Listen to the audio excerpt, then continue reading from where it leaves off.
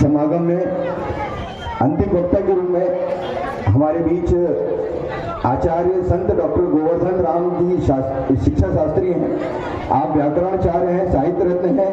आप अखिल भारतीय जीव रक्षा विश्नोई सभा के संरक्षक हैं। अखिल भारतीय विश्नोई महासभा जिला बाड़मेर के आप अध्यक्ष हैं। मैं आपको सादर आमंत्रित करता हूं कि आप आएं और अपनी वाणी से हम सभी को मार्गदर्शन प्रदान करें। इसके उपरांत हमारे अंतिम वक्ता के रूप में हमारे आज के मुख्य वक्ता यहाँ पर आएंगे और वे हमें पाठ्य प्रदान करेंगे। कोई उठेगा नहीं, सभी लोग बैठे रहें शांतिपूर्ण। जिस प्रकार से पूरे अनुशासन का पालन हमने अभी तक किया है, कुछ ही समय में हमारे मुख्य वक्ता हमारे बीच में होंगे और वे भी हमें मार्गदर्शन प्रदान करेंगे। इसी प्रकार के अनुशासन का पालन करते हुए हमें आपके वक्ताओं को सुनना है।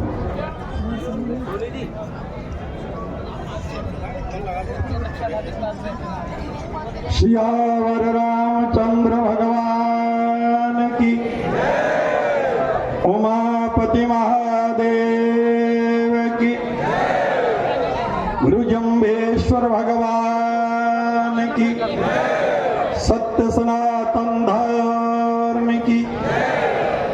वंदे वंदे वंदे भारत माता की, भारत माता की, भारत माता की।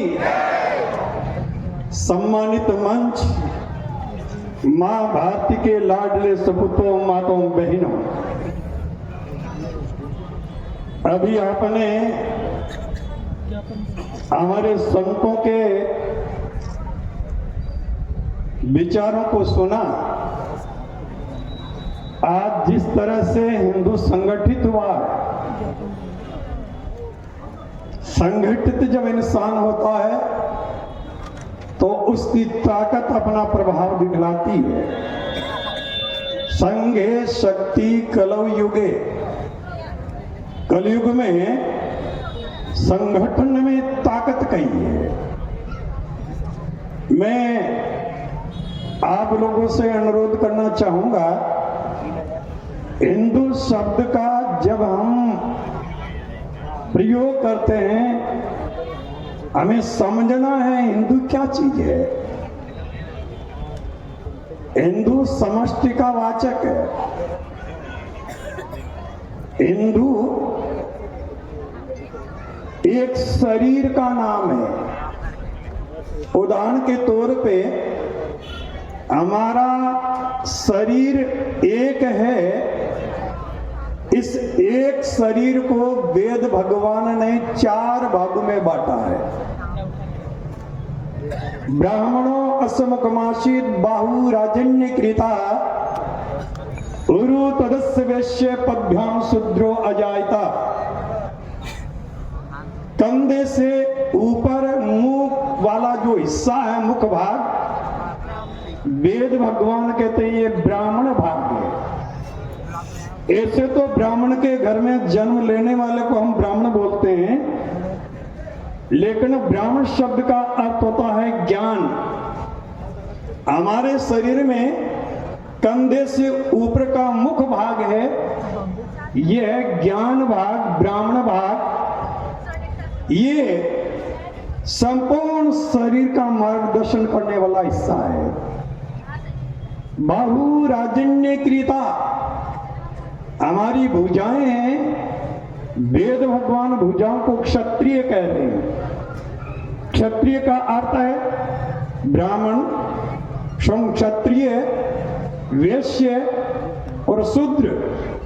चारों वर्णों की रक्षा का दायित्व है। जो अपने मजबूत कंधों पे धारण करने के लिए सदा सजग और तत्पर रहता है, वो क्षत्रिय कहलाता है। हमारी भुजाएं क्षत्रिय।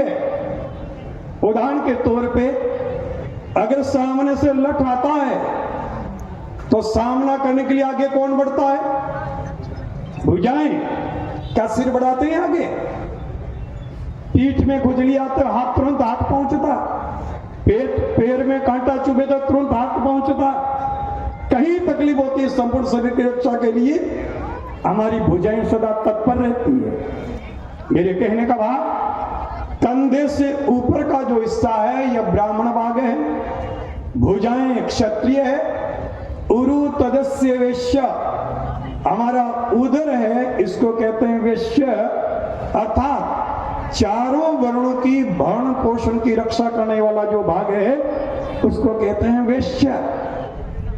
उदर में पहुंचा हुआ अंग जिससे सप्त धात बन के तैयार होते हैं और पूरे शरीर को बराबर मात्रा में वो डिवाइड करता है, बांटता है। उधर पक्षपात नहीं करता कि दाएं हिस्से को ज्यादा दूंगा और बाएं को कम दूंगा। हमारा उदर वैश्य, पद्भ्याम शूद्रो अजायता, हमारे जो पैर हैं, वेद भगवान कह रहे हैं ये पैर ही शूद्र है। शूद्र का अर्थ होता है ब्राह्मण, क्षत्रिय, वैश्य सहित, स्वयं सहित इनकी सेवा में सदा जो समर्पित रहता है सेवा के लिए, उसे कहते हैं वैश्य।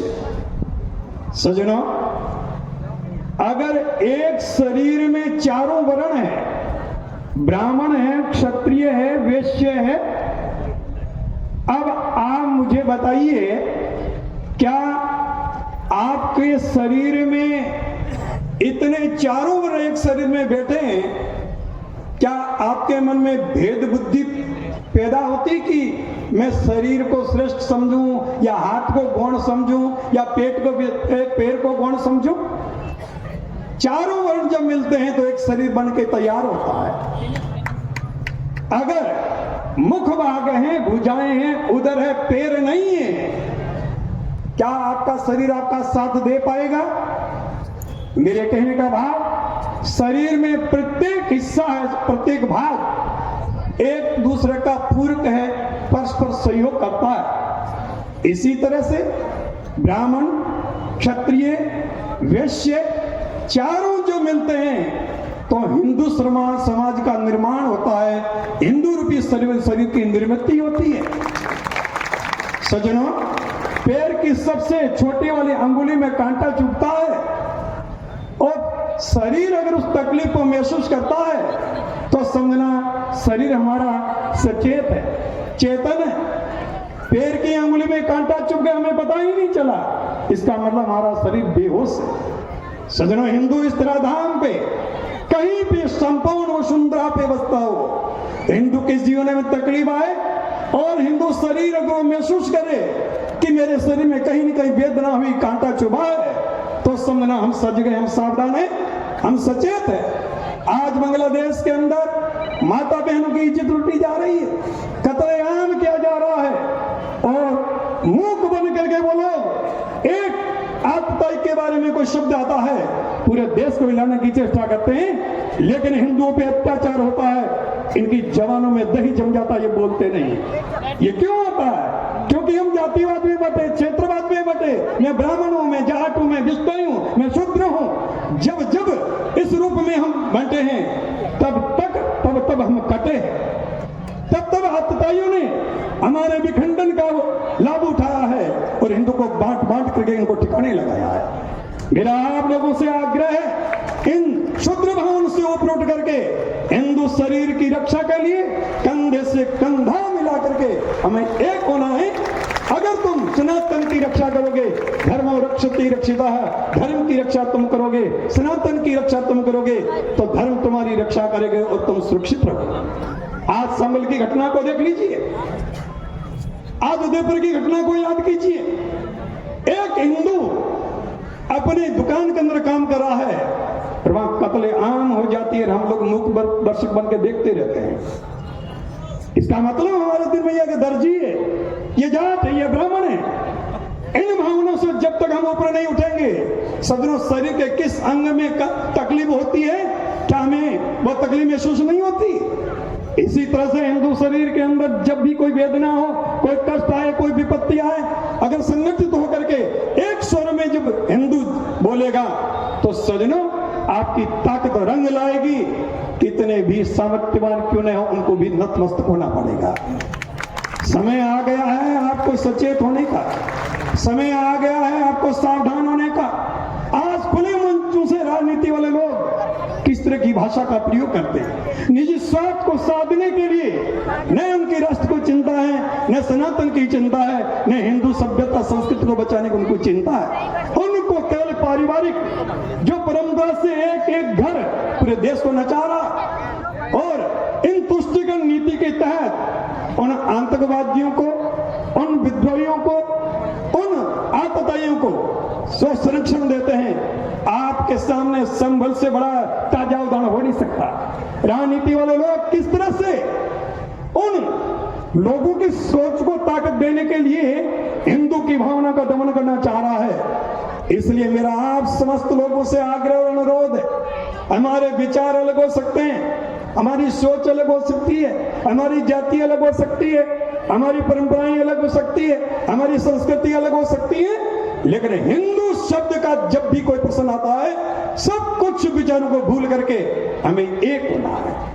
एक अंगुली को कोई मोड़ सकता, दो जुड़ने के बाद ताकत लगती, 3 और 4 सामने अंगूठा आता है, पूरी ताकत आती है। तो इसी तरह से हिंदू संगठित होगा तो सदनों पड़ोसी देश को भी सोचना पड़ेगा, एक बार नहीं 1000 बार। इस पृथ्वी पे सबसे ज्यादा इस्लाम मतावलंबी है तो इंडोनेशिया में, और इंडोनेशिया के बाद संपूर्ण वसुंधरा पे सबसे ज्यादा मुसलमान हैं इस भारत भूमि पे। किसी हिंदू ने मुसलमान को सताया सुना? हमारे यहाँ तो एक ही मंगल कामना, सर्वे भवन्तु सुखिनः सर्वे सन्तु निरामया सर्वे भद्राणि पश्यन्तु मा कश्चित् दुःख भाग् भवेत्। सभी सुखी हो, सभी निरोग हो, सब कल्याण का दर्शन करें, वसुधैव कुटुम्बकम। ये हमारी सोच हिंदू की रही है। ऐसी सोच इस पृथ्वी पे मानव जाति में अगर किसी की है, वो सनातनियों की है, वो हिंदू की है। सज्जनों, उन लोगों ने हमारी सोच को कमजोर समझ लिया, हमारी कमजोरी समझ ली, लेकिन अब समय आ गया है आपको एहसास करवाना है, हमें कमजोर समझने की भूल करोगे उसका परिणाम भुगतने के लिए भी तुम्हें तैयार रहना पड़ेगा। मैं सारे हिंदू से आग्रह करना चाह रहा हूं, एक मुसलमान के 20-20 बेटे हो सकते हैं, क्या तुम्हारे 2 और 4 संतान नहीं हो सकते? सोचिए जरा, चिंतन कीजिए। एक दौर था, इंदिरा गांधी ने जबरदस्ती हिंदुओं का विंध्याकरण करवाया, आज आजाद हिंदू में आप स्वतंत्र हो। आपको सोच बदलनी पड़ेगी, इस संकीर्ण सोच से बाहर आना पड़ेगा। मेरा आप लोगों से अनुरोध है, आप लोगों को कई बिंदु पे चिंतन करने पर विचार करना पड़ेगा। अगर इन बिंदु पे सोचोगे बारीकी से तो आपका इस तरह से संगठित होना या आना सफल और साथ कमाना जाएगा। और पड़ोसी जो इस तरह के आतताई लोग हिंदुओं के ऊपर जो अत्याचार कर रहे हैं, उनको भी सोचने के लिए मजबूर होगा। आप सबसे पुनः आग्रह और अनुरोध, व्यक्तिगत विचारधारा से ऊपर उठ करके हिंदू संस्कृति का नाम आए, हमें संघे शक्ति कलयुग का परिचय देना है। बोलिए वंदे वंदे वंदे। ये तुम्हारी आवाज कमजोरी का प्रतीक साबित कर रही है। इतने लोगों की इतनी हल्की आवाज, इसका मतलब हिंदू पूरा जगा नहीं है। एक बार हिंदुत्व को दिखाइए, हिंदू की आवाज कैसी होती है। वंदे